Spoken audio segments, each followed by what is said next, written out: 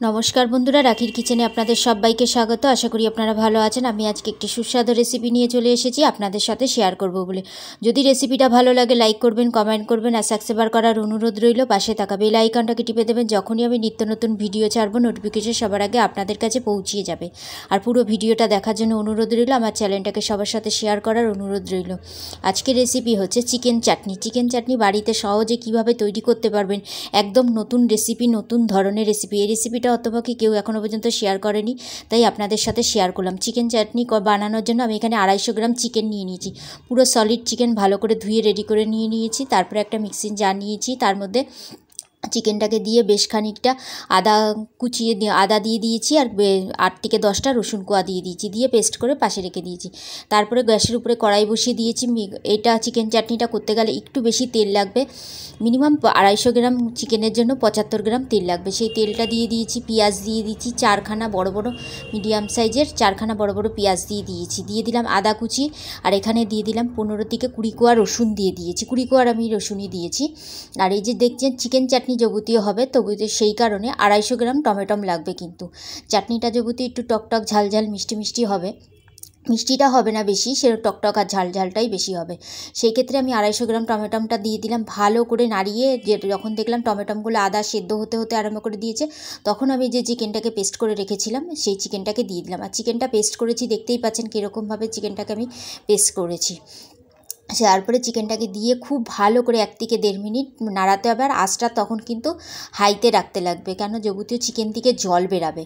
এই যে হাইতে রেখে তারপরে কিছুক্ষণ নাড়া দিয়ে তারপরে মিডিয়াম টু লোতে করে দিয়ে আমি এখানে এক এক করে মশলা দিয়ে দিচ্ছি। প্রথমে দিয়ে দিলাম ঝাল লঙ্কার গুঁড়ো, তারপরে দিয়ে দিলাম 1 চামচ ধনের গুঁড়ো। এখানে জিরের গুঁড়ো দিলে হবে না, এখানে ধনের গুঁড়োটাই লাগবে। আর দিয়ে দিলাম হলুদ 1 চামচ, আর ওখানে দিয়ে দিলাম আমি আবার red chilli powder. Red chilli পাউডারটা দেবো কেন, যাবতীয় কালারের জন্য।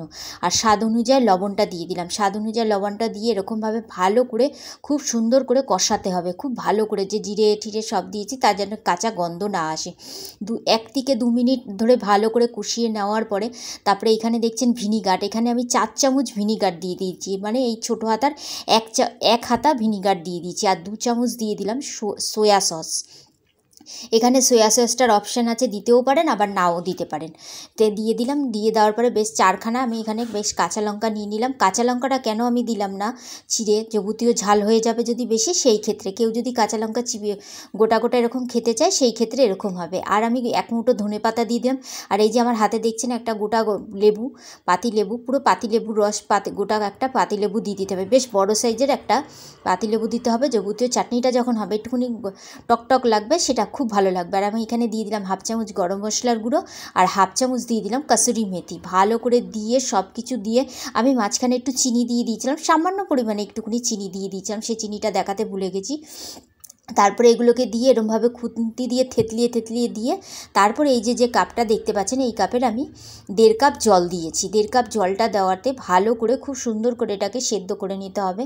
দেখুন দেখতেই পাচ্ছেন কালারটা কত সুন্দর হয়ে গেছে। আমি ভালো করে এটাকে নাড়িয়ে চাড়িয়ে খুব সুন্দর করে নাড়িয়ে নিতে হয়েছে। বেশ এই যে দেখুন এরকম হালকা একটুখানি গেবি টাইপের থাকবে, তখন এটাকে নামিয়ে নিতে হবে। আমার এটা কমপ্লিট হয়ে গেছে।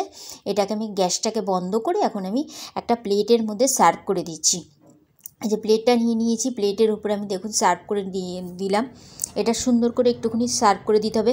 এটা রুটি, পরোটা, লুচি, নান, বিরিয়ানি, পোলাও, ফ্রাইড রাইস সবার সাথে খেতে পারবেন। যাবতীয় নিরামিষের সাথে খেতে পারবেন না, আমিষের সব কিছুর সাথে খেতে পারবেন। তাই ভিডিওটা আজকের মতন এখানেই শেষ করলাম। আবার একটি নতুন ভিডিও নিয়ে চলে আসবো। ততক্ষণের জন্য ভালো থাকুন, আপনারা সবাই সুস্থ থাকুন।